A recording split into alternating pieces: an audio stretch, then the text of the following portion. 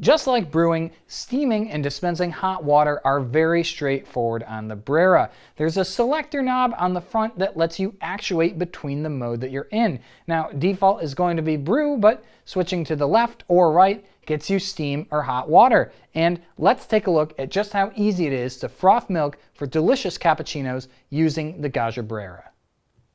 Frothing milk on the Gaggia Brera makes use of Gaggia's auto-frothing Pannarello wand. This is a design that injects air into the milk using an air intake. That makes it perfect for creamy milk drinks like cappuccinos. Now, there are a few things just to take note of when you're frothing. First of all is to make sure that you have an appropriately sized pitcher for the milk drink that you're going to prepare. So something that's say 6 to 8 ounces, you'll want a 10 to 12 ounce pitcher. The milk is going to expand in volume, and it will be much easier to froth into a appropriately sized pitcher for the amount of milk that you have. If the pitcher is too big and you have too little milk in, it can be awkward trying to position it properly to foam. Now, I have this pitcher here though, because the first thing that you want to do, especially if your machine has been sitting for a while, is to purge any of the water that has condensed in the line into that pitcher. That's water that will not go into your milk when you're frothing. Now, we'll go ahead and get started with that.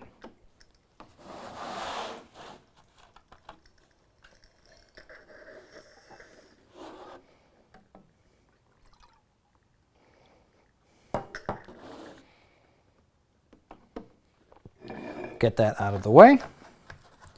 And now we're ready to get frothing. So we'll go ahead and get the tip of the steam wand submerged in our milk and switch the machine back into steaming position.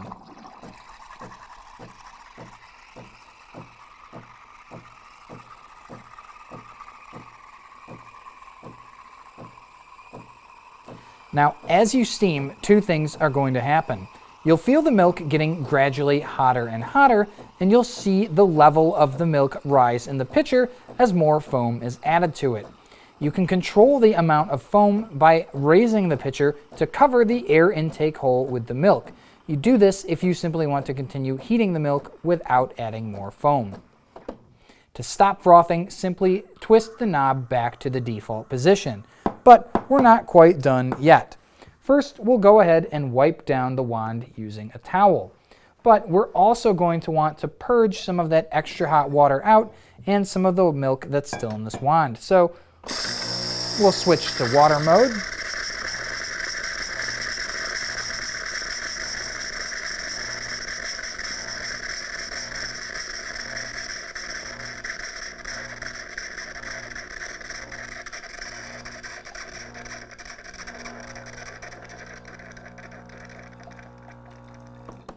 And when we've reached a solid stream, that's how you know that the machine is now cool enough to brew.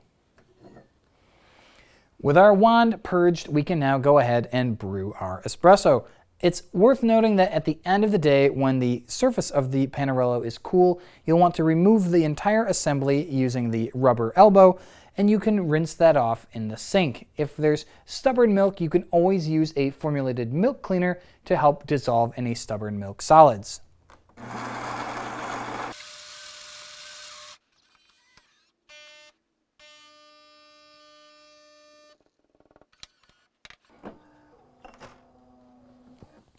And now we'll go ahead and prepare our cappuccino.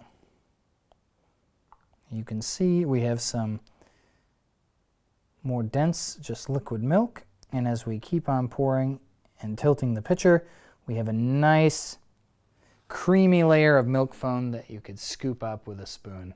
And that's how you'd make a cappuccino using the Gaggia Brera.